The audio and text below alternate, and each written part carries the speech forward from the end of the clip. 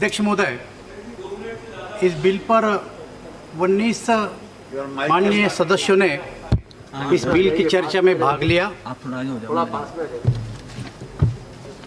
मैं उन सभी सदस्यों का आभारी हूं जिन्होंने चर्चा में भाग लिया और सपोर्ट किया। अध्यक्ष महोदय, भारत सरकार ने 65 साल पुराने आवश्यक वस्तु अधिनियम 1955 का संशोधन करने के लिए 5 जून 2020 को अध्यादेश जारी किया। अध्यादेश के माध्यम से आवश्यक वस्तु अधिनियम 1955 की धारा 3 में एक नई उपधारा 1 क जोड़ी गई है। अध्यक्ष महोदय, आवश्यक वस्तु अधिनियम 1955 के आवश्यक वस्तु धारा 2 का अंतर्गत 7 वस्तुओं को घोषित किया गया है। दवाई, फर्टिलाइज़र, खाद्य पदार्थ, कपास से निर्मित सूत, पेट्रोलियम पदार्थ, जूट और बीज। आवश्यक वस्तु अधिनियम 1955 के तहत केंद्र सरकार को निम्नलिखित शक्तियाँ भी प्रदान की गई है। आवश्यक वस्तुओं को नियंत्रण करने के लिए लाइसेंस देना, खरीद और बिक्री कीमतों पर नियंत्रण करना, संख्या के आंकड़ों का संग्रह करना और बही खातों का निरीक्षण करना। अध्यक्ष महोदय, भारत जब स्वतंत्र हुआ इस देश की जनसंख्या 40 करोड़ थी। गेहूँ, चावल, दालें जैसे खाद्यान्नों की देश में कमी थी। डिमांड और सप्लाई की चेन की ठीक रखने के लिए और कीमतों नियंत्रित रखने के लिए अधिनियम 1955 का प्रावधान किया गया। अध्यक्ष महोदय, जब समय समय पर देश की कृषि उपज की स्थिति की समीक्षा की गई तो तुलनात्मक विश्लेषण ये निर्देशित करता है कि देश आत्मनिर्भर बनने की दिशा में तेज़ी से आगे बढ़ रहा है। मैं आपको बताना चाहूँगा, 1955-56 में गेहूं का उत्पादन केवल 100 लाख मीट्रिक टन था, जो आज 18-19 में 1000 लाख मीट्रिक टन से अधिक है, जो आज 10 गुना बढ़ा है।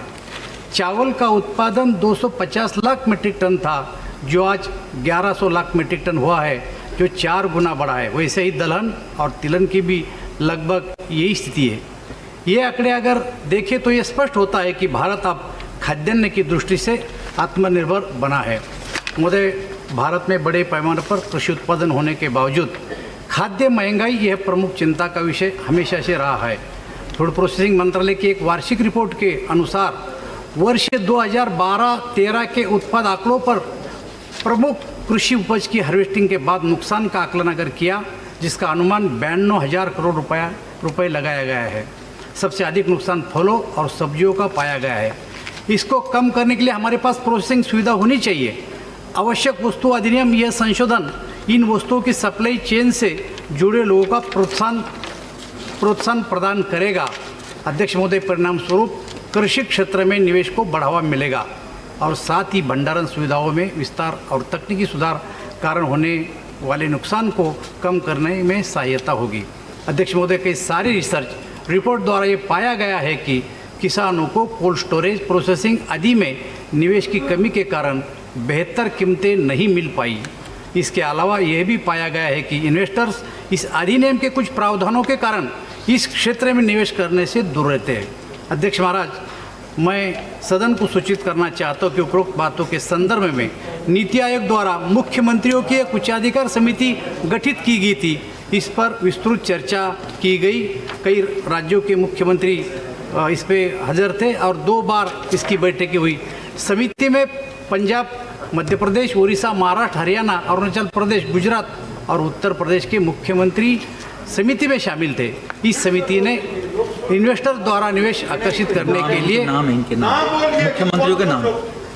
अध्यक्ष महाराज, उस समय महाराष्ट्र के मुख्यमंत्री देवेंद्र जी फडणवीस, एच.डी. कुमारस्वामी, मनोहर लाल खट्टर, पेमा खांडू, विजय रूपानी, योगी आदित्यनाथ, कमलनाथ, नरेंद्र सिंह तोमर और रमेश चंद्र जी अपने कृषि मंत्री इस समिति में शामिल थे।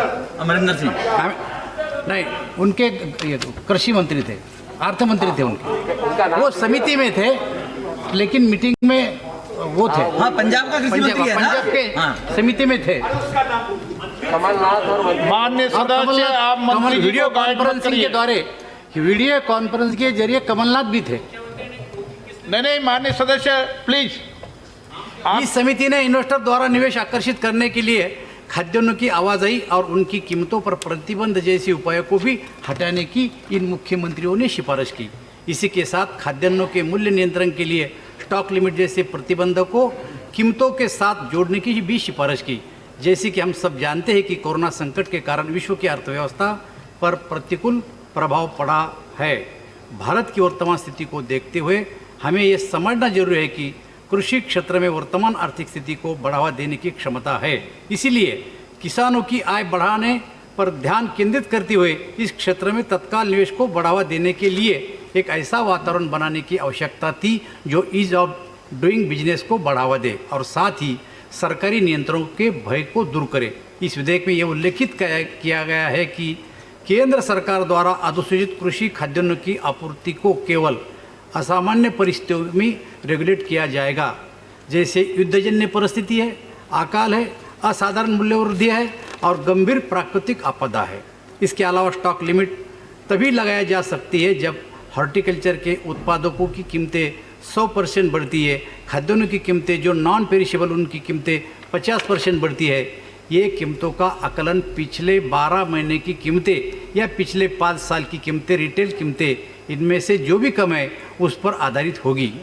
ये स्टॉक लिमिट प्रोसेसर या वैल्यू चेन में जुड़े निवेशकों को पर लागू नहीं होगी। स्टॉक सीमा का यह आदेश प्रोसेसिंग करने वालों को उनकी स्थापित क्षमता तक लागू नहीं होगा। एक्सपोर्टर के मामले में अगर उसके पास एक्सपोर्ट का ऑर्डर है तो उस एक्सपोर्ट को होने वाले स्टॉक पर स्टॉक सीमा लागू नहीं होंगी। अध्यक्ष महोदय, स्टॉक लिमिट का भय रहने के कारण इन्वेस्टर ज़्यादा माल खरीदेगा, जिससे बाजार में स्पर्धा बढ़ेगी और इसके खरीद का दाम बढ़ेगा। इस कारण किसानों को उसके माल का उचित मूल्य मिलेगा। हमारे यहाँ यह समझना महत्वपूर्ण है कि नए प्रावधान के कारण इन्वेस्टर इस क्षेत्र में बड़े पैमाने पर निवेश करेंगे, जिससे किसानों को अपने उत्पाद पर उचित मूल्य प्राप्त हो सकेगा और उनकी आय बढ़ने में सहायता होगी। मैं ये बताना चाहता हूँ कि इस विधेयक द्वारा भारत सरकार देश के 130 करोड़ जनता को आत्मनिर्भर बनाने की एक विशेष पहल कर रही है। ये विधेयक कृषि क्षेत्र के संपूर्ण आपूर्ति श्रृंखला तंत्र को मजबूत करेगा। इस विधेयक से न कि सिर्फ किसान बल्कि सभी उपभोक्ता और इन्वेस्टर के लिए एक सकारात्मक वातावरण निर्माण होगा, जिससे देश निश्चित रूप से आत्मनिर्भर बनेगा। अत्यंत विषम परिस्थितियों में जब खाद्यान्नों के मूल्य में असाधारण रूप से वृद्धि होगी, तब हम अपने बफर स्टॉक से खाद्यान्न बाजार में लाकर मूल्य नियंत्रित कर सकते हैं, जिससे उपभोक्ताओं किसी भी कष्ट का सामना नहीं कर पड़े। इसी के साथ घरेलू बाजार की आवश्यकताओं को ध्यान में रखते हुए एक्सपोर्ट और इंपोर्ट को नियंत्रित किया जा सकता है।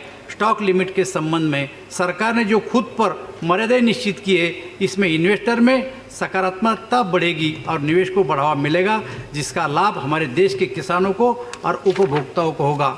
अध्यक्ष महाराज, मैं आपके माध्यम से ये बताना चाहता हूँ कि कोरोना महामारी की परिस्थिति में खाद्यान्नों के दामों में असाधारण वृद्धि होने की संभावना थी। देश में यातायात प्रभावित होने के कारण कृषि क्षेत्र की सप्लाई चेन पर प्रतिकूल प्रभाव पड़ा था। परिणाम देश के किसानों को और उपभोक्ताओं को झेलना पड़ता था, किंतु भारत सरकार ने ऐसा नहीं होने दिया। प्रधानमंत्री नरेंद्र मोदी जी ने उनके नेतृत्व में भारत सरकार ने प्रधानमंत्री गरीब कल्याण अन्न योजना लागू की, जिसके तहत देश भर में 80 करोड़ से अधिक लोगों को मुफ्त खाद्यान्न का वितरण किया गया। परिणाम स्वरूप इस क्षेत्र से जुड़ी सप्लाई चेन पर कोई नकारात्मक परिणाम नहीं हुआ। यही नहीं बल्कि इस काल में हमने किसानों को बहुत बड़ी मात्रा में खाद्यान्नों की खरीद की। अध्यक्ष महोदय, मैं विशेष रूप से हमारे प्रधानमंत्री नरेंद्र मोदी जी के दृष्टिकोण को यह फिर एक बार उजागर करना चाहता हूं कि मोदी जी के नेतृत्व में हमारे देश में किसानों की आय दुगनी करने ये हमारा संकल्प है। इस संकल्प पूर्ति की दिशा में यह विधेयक मोदी सरकार का एक महत्वपूर्ण कदम है। मैं आपको ये विश्वास दिलाना चाहता हूँ कि ईज ऑफ डूइंग बिजनेस की दिशा में वोकल फॉर लोकल को केंद्र बिंदु मानकर मोदी सरकार निश्चित रूप से काम करने में कटिबद्ध है। मैं इसी के साथ अध्यक्ष महोदय आपको विनंती करता हूँ कि ये विधेयक मान्य करें।